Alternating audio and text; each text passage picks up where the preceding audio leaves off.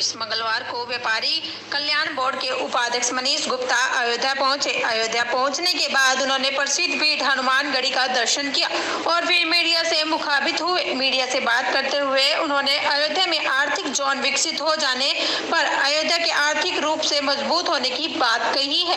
Channel 18 Bharat के लिए अयोध्या से जसवीर सिंह की ये रिपोर्ट। और देश के लोगों को धर्म स्थान के साथ ही धर्म शरण स्थली के साथ ही साथ रोजगार शरण स्थली भी अयोध्या बने, प्रतिभा का पलायन पूरे प्रदेश से रुके और पूरे देश की प्रतिभाएं अयोध्या में आकर के विकास की नई परंपरा का निर्वहन करें। इसके लिए अयोध्या परिक्षेत्र में नई इंडस्ट्री लगाने पर 30 से 35% की सब्सिडी दिए जाने का प्रावधान किया गया है। कोल्ड स्टोर इत्यादि लगाने पर, फूड प्रोसेसिंग यूनिट लगाने पर 50% की सब्सिडी दिए जाने का प्रावधान किया गया है।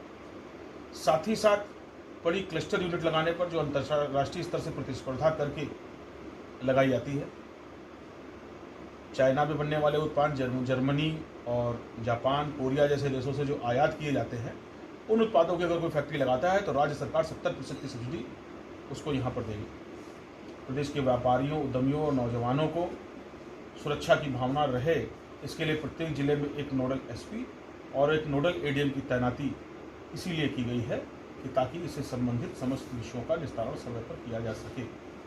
पूरे प्रदेश में प्रति माह व्यापारी सुरक्षा प्रकोष्ठ की बैठक किए जाने का निर्देश दिया गया है और नोडल एडिशनल एसपी को प्रत्येक जिले में एक नोडल एडिशनल एसपी और एसपी स्तर के अधिकारियों को उसका नोडल अधिकारी बनाया गया है और उनकी ये जिम्मेदारी दी गई है कि व्यापारियों, उद्यमियों की समस्याओं को सुने और सुन करके उसका तुरंत निस्तारण करें। सरकार ने पूरी तरह से व्यापारियों को, उद्यमियों को और नौजवानों को रोजगार के अवसर उपलब्ध कराने के लिए संसाधन मुहैया कराए हैं और अधिक से अधिक लाभ सारी योजनाओं का उनको मिले, इसके लिए निवेश मित्र पोर्टल, एमएसएमई साथी और साथ ही साथ ट्रेड मित्र के माध्यम से तत्काल उनकी समस्याओं का निस्तारण किए जाने की व्यवस्था करी है। हमारा उद्देश्य पूरे प्रदेश में विकास की तरफ ले जाना है, आत्मनिर्भर भारत बनाना। हर एक उत्पाद हमारे राज्य में पैदा हो और राज्य से ही पूरे देश और विदेशों में जाए। इसके लिए हमने नया आधारभूत ढांचा संशोधित करके नए शासनादेश, नए नियमावली जो हमारे अधिकार क्षेत्र में है, उत्तर प्रदेश व्यापारी कल्याण बोर्ड के अधिकार क्षेत्र में है, किसी भी कानून नियम का परीक्षण करके उसमें संशोधन करना, सबलीकरण करना और उसको समाप्त करने का अधिकार बोर्ड को प्राप्त है। हमने एक सार्थक पहल करी है और एक माहौल बनाया है। व्यापारियों को पेंशन दिए जाने की व्यवस्था करी है।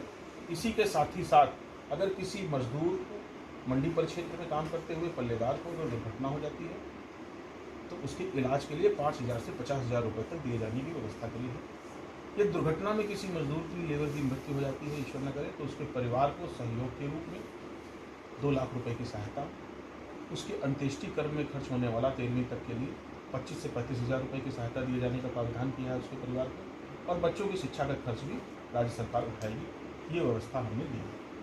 क्षेत्र में दुर्घटना में मृत्यु हो जाती है तो उसे 5 लाख रुपये की सहायता मंडी विभाग से, कृषि उत्पादन मंडी विभाग से उसके परिवार को और 10 लाख रुपये की सहायता जीएसटी विभाग राज्य कर की तरफ से प्रदान करेगी।